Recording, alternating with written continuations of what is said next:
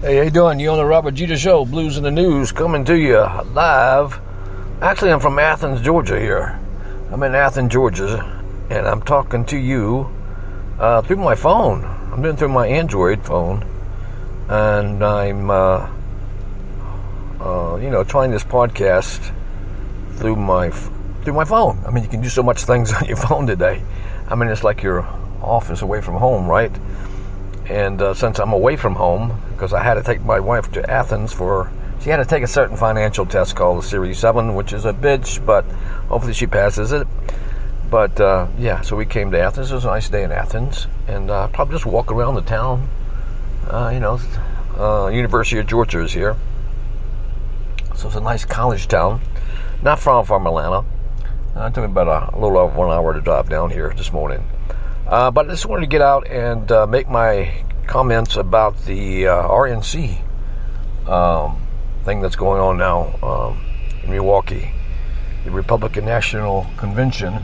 And everything I've seen so far, everything I've listened to so far, has been very positive. Well, there's a guy cutting grass out here in front of me. Hopefully it doesn't interrupt this little podcast too much.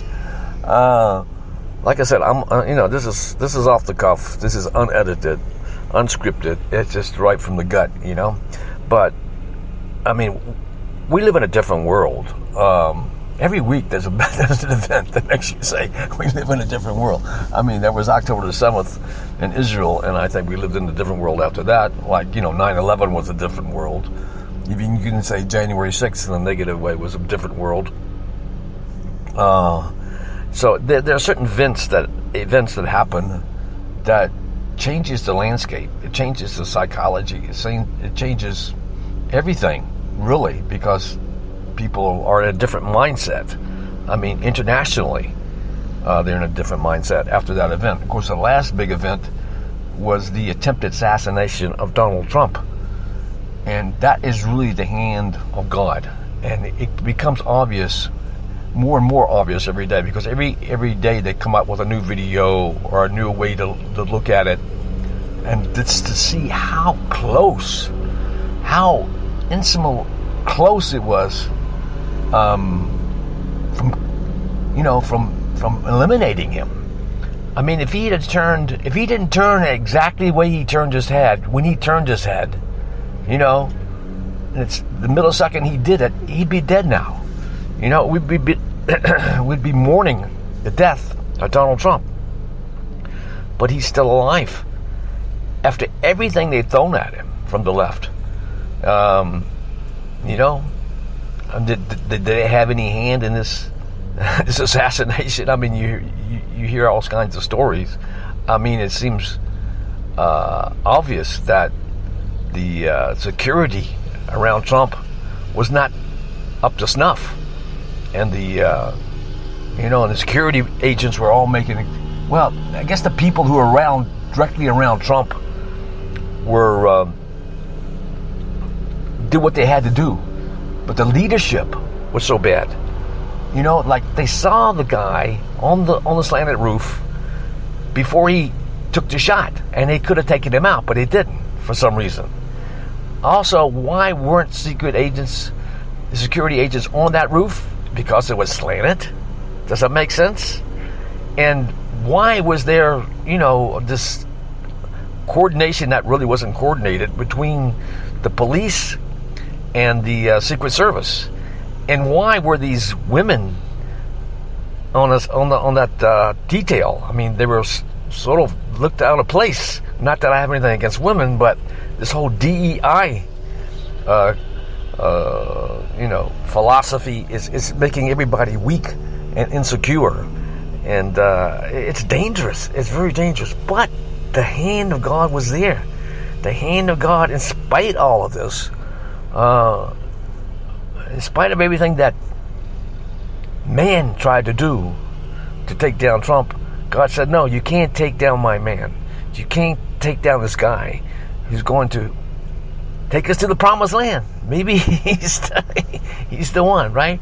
Not that he's Jesus, not that he's the Messiah, but he definitely has a role to play. He's definitely a part of the divine agenda. And I was just inspired by all the speeches that has been given so far at the RNC. And of course, Trump tonight is going to talk.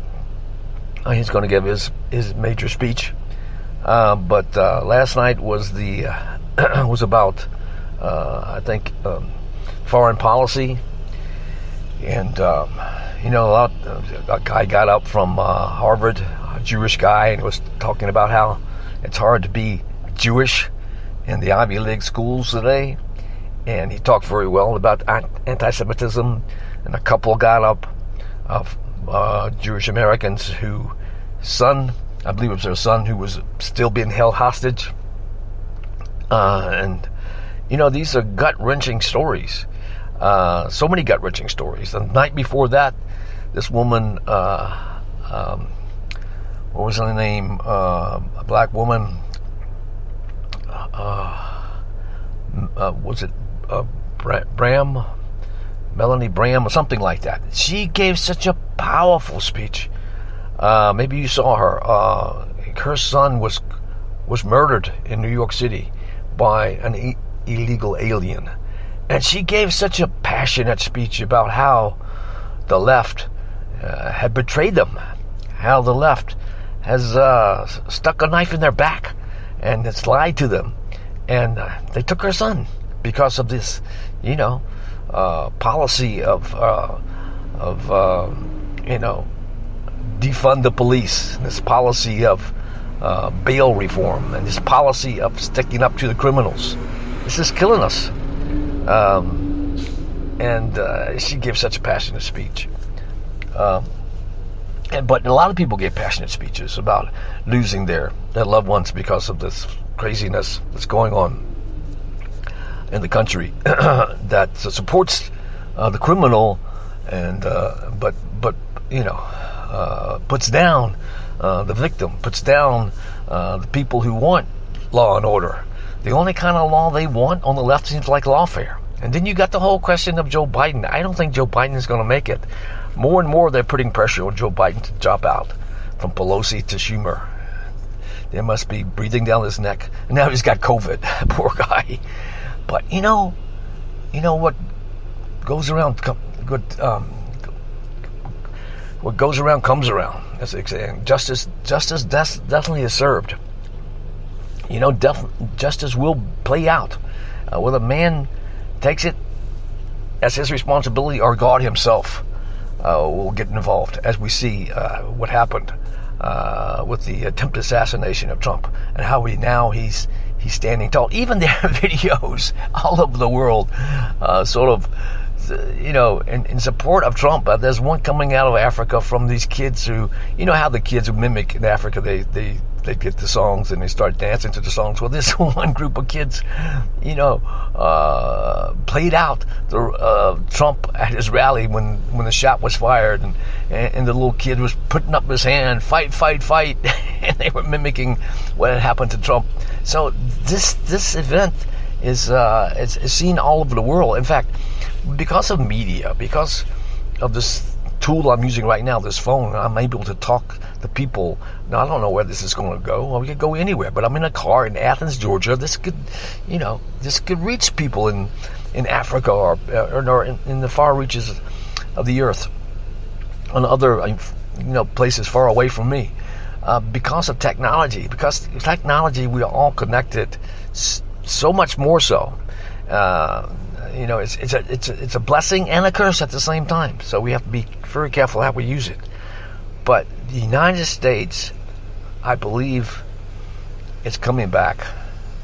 I think Trump will make America great again. If they don't kill him. So let's all pray that he stays alive and well.